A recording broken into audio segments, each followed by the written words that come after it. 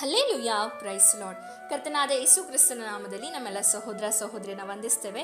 ನೀವಿನ್ನೂ word of truth ಎಂಬ ಚಾನಲ್ನ ಮೊದಲನೇ ಬಾರಿಗೆ ವೀಕ್ಷಿಸುತ್ತಿರುವುದಾದರೆ ದಯವಿಟ್ಟು ಸಬ್ಸ್ಕ್ರೈಬ್ ಮಾಡ್ಕೊಳ್ಳಿ, ಲೈಕ್ ಮಾಡಿ, ಶೇರ್ ಮಾಡಿ, ಹಾಗೂ ನಿಮ್ಮ ಪ್ರಾರ್ಥನಾ ಮನವಿಗಳನ್ನು ನಮಗೆ ಕಮೆಂಟ್ ಮೂಲಕವಾಗಿ ತಿಳಿಸಿರಿ. ಹಾಗೆ ಕೆಳಗೆ ಕೊಟ್ಟಿರುವಂತಹ ನಂಬರನ್ನು ನಿಮ್ಮ ಪ್ರಾರ್ಥನಾ ಮನವಿಗಳಿರೋದಾದರೆ ನೀವು ತಿಳಿಯಪಡಿಸಬಹುದಾಗಿದೆ. ನಮ್ಮ ಪ್ರತಿನಿತ್ಯ ಗೂಗಲ್ ಮೀಟ್ನಲ್ಲಿ ನಡೆಯುವಂಥ ಪ್ರಾರ್ಥನೆಗಳಿಗೆ ಜಾಯ್ನ್ ಆಗಬೇಕಾದಲ್ಲಿ ಕೆಳಗೆ ಕೊಟ್ಟಿರುವಂಥ ನಂಬರನ್ನು ಸಂಪರ್ಕಿಸಿರಿ. ನಿಮಗೆ ಕೌನ್ಸಿಲಿಂಗ್ ಬೇಕಾದಲ್ಲಿ ಹಾಗೂ ನಮ್ಮ ಪ್ರತಿನಿತ್ಯ ನಡೆಯುವಂಥ ಪ್ರಾರ್ಥನೆಗಳಿಗೆ ಮತ್ತು ಬೈಬಲ್ ಸ್ಟಡಿಗೆ ಜಾಯ್ನ್ ಆಗಬೇಕಾದಲ್ಲಿ ಕೆಳಗೆ ಕೊಟ್ಟಿರುವಂಥ ವಾಟ್ಸಪ್ ನಂಬರನ್ನು ನೀವು ಸಂಪರ್ಕಿಸಬಹುದಾಗಿದೆ. ಕರ್ತನು ನಿಮ್ಮನ್ನು ಆಶೀರ್ವದಿಸಲಿ. ಈ ದಿನದ ಒಂದು ಸಂದೇಶದ ಜೊತೆಯಲ್ಲಿ ಒಂದು ಅನೌನ್ಸ್ಮೆಂಟನ್ನು ನಾವು ಮಾಡಲಿದ್ದೇವೆ. ಆಲ್ರೆಡಿ ಈ ಅನೌನ್ಸ್ಮೆಂಟನ್ನು ನಮ್ಮ ಇನ್ನೊಂದು ಚಾನಲ್ನಲ್ಲಿಯೂ ಕೂಡ ನಾವು ಅದನ್ನು ಹೇಳಿದ್ದೇವೆ. ಈ ಒಂದು ಚಾನಲ್ನ ವೀಕ್ಷಿಸುವವರಿಗೋಸ್ಕರವಾಗಿ ಈ ಒಂದು ವಿಡಿಯೋವಾಗಿದೆ. ಮಧ್ಯರಾತ್ರಿ 3 ಗಂಟೆಗೆ ನೀವು ಪ್ರಾರ್ಥನೆ ಮಾಡಲು ನಿಮಗೆ ಆಸಕ್ತಿ ಇರುವುದಾದರೆ ನೀವು ನಮ್ಮೊಟ್ಟಿಗೆ ಸೇರಿ ಪ್ರಾರ್ಥನೆಯನ್ನು ಮಾಡಬಹುದಾಗಿದೆ. ಆಲ್ರೆಡಿ ಒಂದು ತಿಂಗಳಿಗಿಂತಲೂ ಹೆಚ್ಚಿನದಾಗಿರುವಂಥ ಸಮಯದಿಂದಲೇ ಈ ಒಂದು ಪ್ರಾರ್ಥನೆ ಪ್ರಾರಂಭವಾಗಿದೆ. ಪ್ರತಿನಿತ್ಯ ನಡೆಯುವಂಥದ್ದಾಗಿದೆ. 3 ಗಂಟೆಯಿಂದ 4:15ವರೆಗೂ ಪ್ರಾರ್ಥನೆ ಇದೆ. ನನಗೂ ಕೂಡ ಈ ಮಧ್ಯರಾತ್ರಿಯಲ್ಲಿ ಪ್ರಾರ್ಥನೆ ಮಾಡಲಿಕ್ಕೆ ನನಗೆ ಆಸಕ್ತಿ ಇದೆ, ಆದರೆ ನನಗೆ ಪ್ರಾರ್ಥನೆ ಮಾಡಲಿಕ್ಕೆ ಆಗ್ತಾ ಇಲ್ಲ ಎಂಬುದಾಗಿ ನೀವೇನಾದರೂ ಯೋಚನೆ ಮಾಡ್ತಾ ಇರುವುದಾದರೆ ನೀವು ನಮ್ಮೊಟ್ಟಿಗೆ ಸೇರಿ ಪ್ರಾರ್ಥನೆಗಳನ್ನು ಮಾಡಬಹುದಾಗಿದೆ. ಯಾಕೆಂದರೆ ಈ ಪ್ರಾರ್ಥನೆಗಳನ್ನು ಮಾಡಿ ಅನೇಕರು ಬಿಡುಗಡೆಯನ್ನು, ಅನೇಕರು ಸ್ವಸ್ಥತೆಯನ್ನು, ಅನೇಕರು ಆತ್ಮಿಕವಾದ ಬೆಳವಣಿಗೆಯನ್ನು ಕಂಡುಕೊಂಡಿದ್ದಾರೆ. ನಿಮಗೂ ಕೂಡ ಆಸಕ್ತಿ ಇರುವುದಾದರೆ ನೀವು ಸಂಪರ್ಕಿಸಬಹುದು. ನಾವು ಪ್ರತಿನಿತ್ಯವೂ ಕೂಡ ಪ್ರಾರ್ಥನೆಯಲ್ಲಿ ನಿಮ್ಮನ್ನು ನೆನೆಸಿ ಪ್ರಾರ್ಥಿಸ್ತೇವೆ. ಹಾಗಾದರೆ ನಾವು ಯಾಕೆ ಮಧ್ಯರಾತ್ರಿಯಲ್ಲಿ ಪ್ರಾರ್ಥಿಸಬೇಕೆಂಬುದಾಗಿ ಸ್ವಲ್ಪ ಸಮಯ ಧ್ಯಾನಿಸೋಣ. ನಂತರ ಮಧ್ಯರಾತ್ರಿಯಲ್ಲಿ ಪ್ರಾರ್ಥಿಸುವುದರಿಂದ ಏನೆಲ್ಲ ನಮ್ಮ ಜೀವಿತದಲ್ಲಿ ಬದಲಾವಣೆಗಳು ಉಂಟಾಗ್ತದೆ ಎಂಬುದಾಗಿ ನಾವು ತಿಳಿದುಕೊಳ್ಳೋಣ. ಸಂದೇಶ ಪ್ರಾರಂಭಿಸುವುದಕ್ಕಿಂತ ಮುಂಚೆ ಒಂದು ಚಿಕ್ಕ ಪ್ರಾರ್ಥನೆ. ಪರಿಶುದ್ಧನೂ ಅತ್ಯುನ್ನತನೂ ಆಗಿರುವ ತಂದೆಯಾದ ದೇವರೇ, ನಿಮ್ಮ ನಾಮಕ್ಕೆ ಸ್ತುತಿ ಸ್ತೋತ್ರ ಉಂಟಾಗಲಿ. ಕೊಟ್ಟಂಥ ಸುಂದರವಾದ ದಿನಕ್ಕಾಗಿ, ಸಮಯಕ್ಕಾಗಿ ನಾವು ಸ್ತೋತ್ರ, ವಂದನೆ, ಆರಾಧನೆಗಳನ್ನು ನಿಮ್ಮ ಪಾದಕ್ಕೆ ಅರ್ಪಿಸ್ತಾ ಇದ್ದೇವೆ. ವಿಶೇಷವಾಗಿ ಈ ವಾಕ್ಯವನ್ನು ಹೇಳುವಾಗ, ಮಾತನಾಡುವುದು ನಾನಲ್ಲ, ನನ್ನ ಸ್ವಂತ ಬುದ್ಧಿ ಜ್ಞಾನದಿಂದಲ್ಲ, ಪರಿಶುದ್ಧಾತ್ಮನೆ ನೀವು ಮಾತನಾಡಿ ಒಬ್ಬೊಬ್ಬರ ಹೃದಯದಲ್ಲಿ ಕಾರ್ಯ ಮಾಡಬೇಕಾಗಿ, ನಮ್ಮ ಮರೆಮಾಚಿ ನೀವು ಪ್ರಕಟವಾಗಬೇಕಾಗಿ ಯೇಸುವಿನ ನಾಮದಲ್ಲಿ ಬೇಡಿಕೊಳ್ತೇವೆ ತಂದೆ. ಆಮೇನ್, ಆಮೇನ್. ಹಾಗಾದರೆ ಈ ಒಂದು ಪ್ರಾರ್ಥನೆಗೆ ಜಾಯ್ನ್ ಆಗಲಿಕ್ಕೆ ಆಸಕ್ತಿ ಇರೋರು ನೀವು ನಮ್ಮನ್ನು ಸಂಪರ್ಕಿಸಿರಿ. ನಾವು ನಿಮ್ಮನ್ನು ಗುಂಪಿಗೆ ಆ್ಯಡ್ ಮಾಡ್ತೇವೆ. ನೀವು ಪ್ರತಿದಿನ ನೀವು ಅದಕ್ಕೆ ಜಾಯ್ನ್ ಆಗಬಹುದಾಗಿದೆ. ನಾವು ಒಂದು ವಚನವನ್ನು ಓದಿಕೊಳ್ಳೋಣ. ಪ್ರಲಾಪಗಳ ಪುಸ್ತಕ 3ನೇ ಅಧ್ಯಾಯ 19ನೇ ವಚನವನ್ನು ಯೆರೆಮೀಯ ಪ್ರವಾದಿಯು ಇಲ್ಲಿ ಪ್ರಸ್ತಾಪಿಸುವುದನ್ನು ನಾವು ಕಾಣಲ್ಪಡ್ತೇವೆ. ಏನೆಂಬುದಾಗಿ ಇಲ್ಲಿ ಪ್ರಸ್ತಾಪಿಸ್ತಾ ಇದ್ದಾನೆ ಅಂದರೆ, ರಾತ್ರಿಯ ಜಾವಗಳಲ್ಲಿ ಪ್ರಾರ್ಥನೆಯನ್ನು ಮಾಡಬೇಕೆಂಬುದಾಗಿ ತನ್ನ ಒಂದು ಪ್ರಲಾಪಗಳಲ್ಲಿ ಅವನು ಪ್ರಸ್ತಾಪಿಸುವುದನ್ನು, ದೇವರಾತ್ಮನ ವಶನಾಗಿ ಪ್ರಸ್ತಾಪಿಸುವುದನ್ನು ಕಾಣಲ್ಪಡ್ತೇವೆ. ರಾತ್ರಿಯ ಒಂದೊಂದು ಜಾವದ ಆರಂಭದಲ್ಲಿ ಎದ್ದೆದ್ದು ಗೋಳಾಡಿರಿ, ನಿಮ್ಮ ಹೃದಯದ ಸಾರವನ್ನು ನೀರನ್ನೋ ಎಂಬಂತೆ ಕರ್ತನ ಸಮ್ಮುಖದಲ್ಲಿ ಒಯ್ದು ಬಿಡಿರಿ. ದೇವ್ರ ವಾಕ್ಯ ಹೇಳ್ತಾ ಇದೆ ರಾತ್ರಿಯ ಒಂದೊಂದು ಜಾವ. ಸೊ ರಾತ್ರಿಯ ಒಂದೊಂದು ಜಾವದ ಕುರಿತಾಗಿ ನಾವು ಆಲ್ರೆಡಿ ಎಕ್ಸ್ಪ್ಲೈನ್ ಮಾಡಿದ್ದೇವೆ. ನೀವು ಆ ವಿಡಿಯೋ ಇನ್ನೂ ನೋಡಿಲ್ಲ ಅಂದರೆ ಚಾನಲ್ನ ಡಿಸ್ಕ್ರಿಪ್ಷನಲ್ಲಿ ಅಥವಾ ಚಾನಲಲ್ಲಿ ಅವೈಲೇಬಲ್ ಇರ್ತದೆ, ನೀವು ಅಲ್ಲಿ ನೋಡಬಹುದಾಗಿದೆ. ಸೊ ಈ ರಾತ್ರಿಯ ಒಂದೊಂದು ಜಾವಗಳಲ್ಲಿ ನಾವು ಪ್ರಾರ್ಥಿಸುವಾಗ ಕರ್ತನ ಆತ್ಮನ ಒಂದು ಸಾನ್ನಿಧ್ಯದಲ್ಲಿ ನಾವು ಇರುವಾಗ ನಮ್ಮ ಆತ್ಮಿಕ ಜೀವಿತದಲ್ಲಿ, ನಮ್ಮ ಜೀವಿತದಲ್ಲಿ ಅನೇಕ ಬದಲಾವಣೆಗಳ ಜೊತೆಯಲ್ಲಿ ದೇವರ ಸ್ವರವನ್ನು, ದೇವರ ಪ್ರಕಟಣೆಗಳನ್ನು ನಾವು ಹೊಂದಿಕೊಳ್ಳಿಕ್ಕೆ ಸಾಧ್ಯವಾಗ್ತದೆ. ಒಂದು ಚಿಕ್ಕ ಸಾಕ್ಷಿಯನ್ನು ನಿಮ್ಮ ಬಳಿಯಲ್ಲಿ ಹೇಳಲು ಇಚ್ಛಿಸ್ತೇನೆ. ಕಳೆದ ದಿವಸದಲ್ಲಿ ಒಬ್ಬ ಸಹೋದರಿ ಮಧ್ಯರಾತ್ರಿ ಪ್ರಾರ್ಥನೆಯನ್ನು, ಈ 3 ಗಂಟೆಯ ಪ್ರಾರ್ಥನೆಯನ್ನು ಪ್ರಾರಂಭಿಸಿದ ದಿನದಿಂದ ದೇವರು ಅವರ ಸಂಗಡ ಮಾತನಾಡಲಿಕ್ಕೆ ನನಗೆ ಪ್ರಾರಂಭಿಸಿದ್ದಾರೆ. ನಾನು ಏನು ಮಾಡಬೇಕು, ಯಾವ ತೀರ್ಮಾನ ತೆಗೆದುಕೊಳ್ಬೇಕು, ತುಂಬ ದಿವಸಗಳಿಂದ ಒಂದು ವಿಷಯದಲ್ಲಿ ಅವರಿಗೆ ಯಾವ ತೀರ್ಮಾನ ತೆಗೆದುಕೊಳ್ಬೇಕು ಎಂಬುದಾಗಿ ತಿಳಿಯದೆ ಅನೇಕ ಪೆಟ್ಟುಗಳನ್ನು ಸಹೋದರಿ ಹೊಂದಿಕೊಂಡಿದ್ರು. ಆದರೆ ಯಾವಾಗ ಅವರು ಮಧ್ಯರಾತ್ರಿಯಲ್ಲಿ ದೇವರ ಸಂಗಡದಲ್ಲಿ ಪ್ರಾರ್ಥನೆಯಲ್ಲಿ ಆತ್ಮನೊಟ್ಟಿಗೆ ಆ ಸಹವಾಸದಲ್ಲಿ ಸಾನ್ನಿಧ್ಯದಲ್ಲಿ ಹಾದು ಹೋಗ್ಲಿಕ್ಕೆ ಅವರು ತಮ್ಮನ್ನು ತಾವು ಒಪ್ಪಿಸಿಕೊಟ್ರು, ಆ ಸಮಯದಲ್ಲಿ ದೇವರು ಅವರಿಗೆ ಸ್ಪಷ್ಟವಾಗಿ ತಿಳಿಯಪಡಿಸಿದ್ರಂತೆ ಆ ಕಾರ್ಯದಲ್ಲಿ ದೇವರ ಚಿತ್ತವಿಲ್ಲ. ಹೇಗೆ ದೇವರ ಚಿತ್ತವಿರುವ ಕಾರ್ಯವನ್ನು ಮಾಡಬೇಕೆಂಬ ಪ್ರಕಟಣೆಯನ್ನ ಸಹೋದರಿಗೆ ತಿಳಿಸಿಕೊಟ್ರಂತೆ.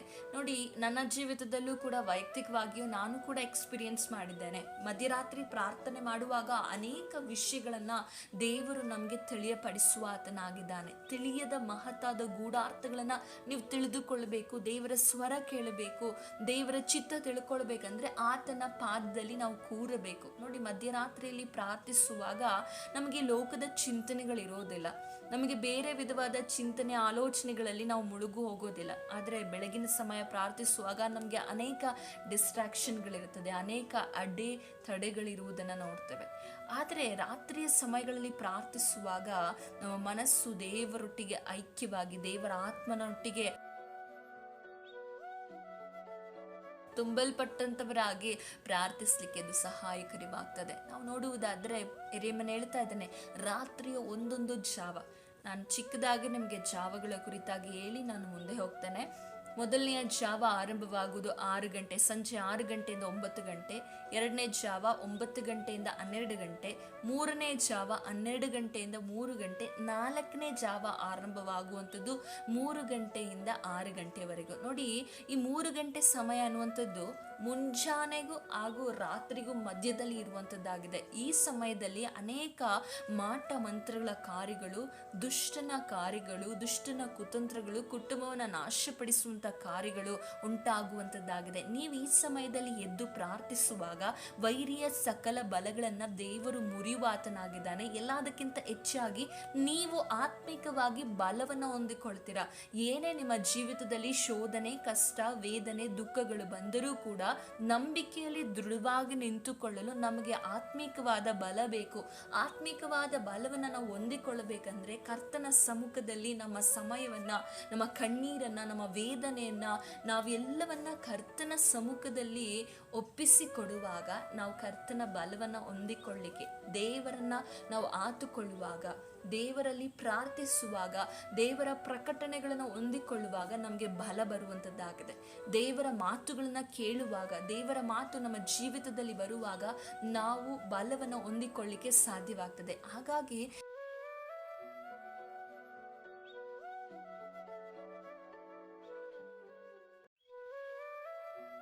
ನಿಮ್ಮ ಜೀವಿತ ಬದಲಾಗಬೇಕಾದ್ರೆ, ನಿಮ್ಮ ಆತ್ಮಿಕ ಜೀವಿತದಲ್ಲಿ ಬದಲಾವಣೆ ಕಾಣಬೇಕಂದ್ರೆ, ನಿಮಗೆ ಬರುವ ಶೋಧನೆಯಲ್ಲಿ ನೀವು ಕ್ರಿಸ್ತನ ಪ್ರೀತಿಯಿಂದ ಅಗಲಿ ಹೋಗದ ಹಾಗೆ ನಂಬಿಕೆಯಲ್ಲಿ ನೀವು ದೃಢವಾಗಿ ನಿಂತುಕೊಳ್ಳಬೇಕಂದ್ರೆ, ನೋಡಿ, ಕಷ್ಟ, ವೇದನೆ, ಸಂಕಟ, ಕಣ್ಣೀರು ಈ ಲೋಕದಲ್ಲಿ ನಮ್ಗೆ ಇರುವವರೆಗೂ ಬರ್ತಾನೆ ಇರ್ತದೆ. ಹಣಕಾಸಿನ ಸಮಸ್ಯೆ ಇದೆಲ್ಲ ಬರ್ತಾ ಇರ್ತದೆ. ಆದರೆ ಇದರ ಮಧ್ಯದಲ್ಲಿ ನಾವು ದೃಢವಾಗಿ ನಿಂತುಕೊಂಡು ಕರ್ತನಿಗೋಸ್ಕರವಾಗಿ ನಾವು ಜೀವಿಸಿ ನಮಗಿರುವಂಥ ಡೆಸ್ಟಿನಿ ಯಾವುದಂದ್ರೆ ಪರಲೋಕವಾಗಿದೆ. ಅಲ್ಲಿಗೆ ನಾವು ಸೇರಬೇಕಂದ್ರೆ ಈ ಲೋಕದಲ್ಲಿ ಕೆಲವೊಂದು ಕಾರ್ಯಗಳನ್ನ ನಾವು ಜಯಿಸಲೇಬೇಕು. ಈ ಲೋಕದಲ್ಲಿ ಕೆಲವೊಂದನ್ನ ಪಾಪವನ್ನ ಜಯಿಸದೇ ಇದ್ರೆ, ಈ ಲೋಕದಲ್ಲಿ ನಾವು ಲೋಕದ ಆಸೆಗಳನ್ನ ಜಯಿಸದೇ ಇದ್ರೆ ಪರಲೋಕಕ್ಕೆ ಹೋಗ್ಲಿಕ್ಕೆ ಸಾಧ್ಯ ಇಲ್ಲ. ಹಾಗಾಗಿ ನಾವು ಆತ್ಮಿಕವಾಗಿ ಮೊದಲು ಬಲ ಹೊಂದಬೇಕು. ಆತ್ಮಿಕವಾಗಿ ದೃಢವಾಗಿ ನಿಂತುಕೊಳ್ಳುವಾಗ ಈ ನಮ್ಮ ಜೀವಿತದಲ್ಲಿ ಸೈತಾನನು ತರುವ ಶೋಧನೆಗಳನ್ನ, ಸೈತಾನನ ಕಾರ್ಯಗಳನ್ನ ನಾವು ಮುರಿಲಿಕ್ಕೆ, ಕರ್ತನ ನಾಮದಲ್ಲಿ ಮುರಿಯಲ್ಪಡಲಿಕ್ಕೆ ಸಾಧ್ಯವಾಗ್ತದೆ. ಪೌಲ ಸೀಲರು ಸೆರೆಮನೆಯಲ್ಲಿದ್ದುಕೊಂಡು ಪ್ರಾರ್ಥನೆ ಮಾಡಿದ್ರು. ಆಗ ಅವರ ಸೆರೆಮನೆಯ ಕದಗಳು ತೆರೆಯಲ್ಪಟ್ಟವು, ಅವರ ಕೈಗಳಿಗೆ ಹಾಕಿದಂಥ ಬೇಡಿ ಕಳಚಿ ಬಿದ್ದವು. ಹಾಗಾದ್ರೆ ನಿಮ್ಮ ಜೀವಿತದಲ್ಲಿರುವ ಪಾಪದ ಬೇಡಿಗಳು ಕಳಚಲ್ಪಡಬೇಕಂದ್ರೆ ಅನೇಕರು ಏನ್ ಮಾಡ್ತಾರೆ, ನಾನು ಪಾಪ ಮಾಡಿದ್ದೇನೆ, ನಾನು ಯೋಗ್ಯಳಲ್ಲ ಎಂದು ದೇವರ ಬಳಿಯಲ್ಲಿ ಪ್ರಾರ್ಥನೆ ಮಾಡುವುದನ್ನೇ ನಿಲ್ಲಿಸಿದ್ದೀರಾ. ದೇವರ ಆತ್ಮನ ಸಮಯದಲ್ಲಿ ತಿಳಿಯಪಡಿಸ್ತಾ ಇದ್ದಾರೆ. ನಿಮಗೆ ಒಂದು ಕಾಯಿಲೆ ಬರುವಾಗ ನಾನು ಡಾಕ್ಟರ್ ಬಳಿ ಹೋಗೋದಿಲ್ಲ, ನನಗೆ ಕಾಯಿಲೆ ಇದೆ, ನಾನು ಡಾಕ್ಟರ್ ಬಳಿ ಹೋಗೋದ್ರಿಂದ ನನ್ನ ಕಾಯಿಲೆ ಡಾಕ್ಟರ್ಗೂ ಅಂಟ್ಕೊಳ್ತದೆ ಎಂಬುದಾಗಿ ನೀವೇನಾದರೂ ಮನೆಯಲ್ಲೇ ಉಳಿದುಕೊಂಡ್ರೆ ನೀವೇ ರೋಗಿಯಾಗಿ ಇನ್ನೂ ಅನೇಕ ವಿಧವಾದಂಥ ರೋಗಗಳು ಹೆಚ್ಚಾಗುವಂಥದ್ದಾಗಿದೆ. ಹಾಗೆಯೇ ದೇವರ ಬಳಿಯಿಂದ ನೀವು ದೂರ ಹೋಗುವಾಗ ನೀವು ಇನ್ನೂ ಪಾಪದಲ್ಲಿ ಹೆಚ್ಚಾಗಿ ಮುಳುಗಿ ಹೋಗ್ತೀರಾ. ಹಾಗಾಗಿ ಕರ್ತನ ಸಮ್ಮುಖಕ್ಕೆ ಬನ್ನಿರಿ, ದೇವರು ನಿಮ್ಮ ಜೀವಿತವನ್ನು ಬದಲಾಯಿಸಲಿಕ್ಕೆ ಶಕ್ತನಾಗಿದ್ದಾನೆ. ನಾನು ಪಾಪಿಯಾಗಿದ್ದೇನೆ ಅಂತ ಪ್ರಾರ್ಥನೆ ಮಾಡುವುದನ್ನು, ಫೆಲೋಶಿಪ್ ಹೋಗೋದನ್ನು, ವಾಕ್ಯ ಓದೋದನ್ನು ನಿಲ್ಲಿಸಿರುವಂಥ ಅನೇಕ ಸಹೋದರ ಸಹೋದರಿಯರಿಗೆ ದೇವರ ಆತ್ಮನ ತಿಳಿಸುವುದೇನೆಂದರೆ, ನೀವು ಪ್ರಾರ್ಥನೆ ಮಾಡಿರಿ, ಪಶ್ಚಾತ್ತಾಪ ಪಡಿರಿ, ಮಾನಸಾಂತರ ಹೊಂದಿಕೊಳ್ಳಿರಿ. ಕರ್ತನು ನಿಮ್ಮನ್ನು ಕ್ಷಮಿಸಿ ನಿಮ್ಮನ್ನು ಅನೇಕರಿಗೆ ಉಪಯೋಗಗಳ ಪಾತ್ರೆಯಾಗಿ ಮಾರ್ಪಡಿಸುವ ಆತನಾಗಿದ್ದಾನೆ. ನಮಗೆ ಈ ಲೋಕದಲ್ಲಿ ಬರುವಂಥ ಶೋಧನೆಗಳನ್ನು, ಕಷ್ಟ ವೇದನೆಗಳನ್ನು ಜಯಿಸಬೇಕಂದ್ರೆ ಮುಖ್ಯವಾಗಿ ನಮಗೆ ಬಲ ಬೇಕು. ಅದಕ್ಕೆ ದೇವರ ವಾಕ್ಯವು ತಿಳಿಯಪಡಿಸುವಂಥದ್ದಾಗಿದೆ. ನಮಗಿರುವಂಥ ಯುದ್ಧ ಯಾರ ಸಂಗಡ ಅಂತ ಹೇಳುವುದಾದ್ರೆ, ಎಫೆಸದವರಿಗೆ ಬರೆದ ಪತ್ರಿಕೆ 6ನೇ ಅಧ್ಯಾಯದಲ್ಲಿ ನಮಗೆ ವಾಕ್ಯವು ತಿಳಿಯಪಡಿಸುವಂಥದ್ದಾಗಿದೆ. 6ನೇ ಅಧ್ಯಾಯ, ಎಫೆಸದವರಿಗೆ ಬರೆದ ಪತ್ರಿಕೆ 6ನೇ ಅಧ್ಯಾಯ 12ನೇ ವಚನವನ್ನು ಓದಿಕೊಳ್ಳೋಣ.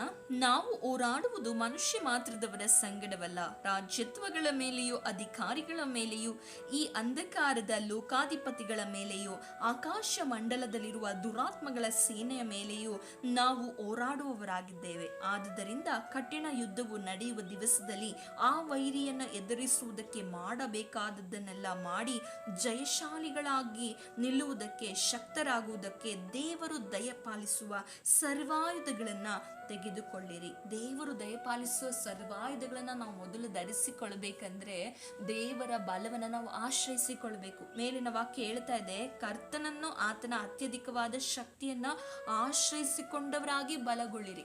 ನಾವು ಬಲಗೊಳ್ಳೋದು ಯಾವಾಗ ನೋಡಿ, ವಾಕ್ಯ ಹೇಳ್ತದೆ, ಸತ್ಯವೆಂಬ ನಡುಕಟ್ಟು ನಾವು ಕಟ್ಟುಕೊಳ್ಳಿಕ್ಕೆ ಸುಮ್ಮನೆ ಸಾಧ್ಯ ಆಗೋದಿಲ್ಲ.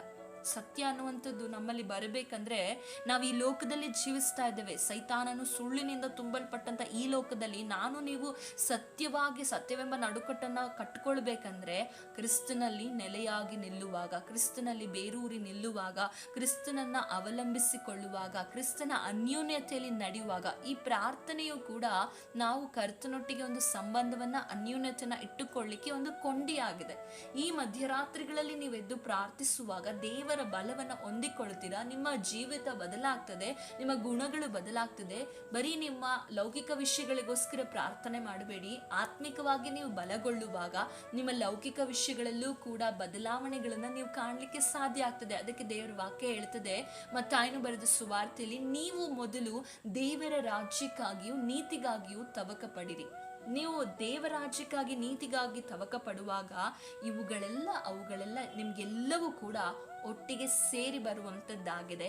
ದೇವರ ವಾಕ್ಯ ನಮಗೆ ತಿಳಿಸುವಂಥದ್ದು. ಹಾಗಾದ್ರೆ ನಾವು ಸತ್ಯವೆಂಬ ನಡುಕಟ್ಟನ್ನು ಕಟ್ಟಿಕೊಳ್ಳುವಾಗ, ರಕ್ಷಣೆ ಎಂಬ ಶಿರಸ್ತ್ರಾಣವನ್ನ ಇಟ್ಟುಕೊಳ್ಳಬೇಕೆಂದ್ರೆ, ಹಾಗೆ ನೀತಿ ಎಂಬ ವಜ್ರ ಕವಚ, ಸಮಾಧಾನದ ವಿಷಯವಾದ ಸುವಾರ್ತೆಯ ತಿಳಿಸುವುದರಲ್ಲಿ ಸಿದ್ಧವಾದ ಮನಸ್ಸೆಂಬ ಕೆರಗಳು, ನಂಬಿಕೆ ಎಂಬ ಗುರಾಣಿ, ಇವುಗಳನ್ನೆಲ್ಲ ನಾವು ಹೊಂದಿಕೊಳ್ಬೇಕಂದ್ರೆ ನಾವು ಮೊದಲು ಕರ್ತನ ಅತ್ಯಧಿಕವಾದ ಬಲವನ್ನು ಆಶ್ರಯಿಸಿಕೊಂಡು ಆತನ ಸಮ್ಮುಖದಲ್ಲಿ ಕೂತುಕೊಳ್ಬೇಕು. ಮಧ್ಯರಾತ್ರಿಗಳಲ್ಲಿ ನೀವು ಪ್ರಾರ್ಥಿಸುವಾಗ ನಿಮ್ಮ ಜೀವಿತದಲ್ಲಿ ಅನೇಕ ಬದಲಾವಣೆಗಳನ್ನ, ಆತ್ಮಿಕ ಮಂಡಳಗಳಲ್ಲಿ ದುಷ್ಟನು ನಿಮ್ಮ ವಿರುದ್ಧವಾಗಿ ಎಣೆದಿರುವಂತ, ನಿಮ್ಮನ್ನ ಕಟ್ಟಿ ಹಾಕಿರುವಂತ ಅನೇಕ ಪಾಪದ ಕಾರ್ಯಗಳಲ್ಲಿ ನಿಮ್ಮನ್ನು ಗುಲಾಮರಾಗಿ ಮಾಡಿರುವಂಥ ಬಂಧನಗಳು ಮುರಿಯಲ್ಪಡ್ತದೆ. ಮೊದಲು ನೀವು ದೇವರ ಬಲವನ್ನು ಆಶ್ರಯಿಸಿಕೊಂಡು ಕರ್ತನ ಸಮ್ಮುಖದಲ್ಲಿ ಪ್ರಾರ್ಥನೆ ಮಾಡಿರಿ. ಮಧ್ಯರಾತ್ರಿ ಪ್ರಾರ್ಥನೆ ಎನ್ನುವಂಥದ್ದು ಸಾಮಾನ್ಯವಾದದ್ದಲ್ಲ.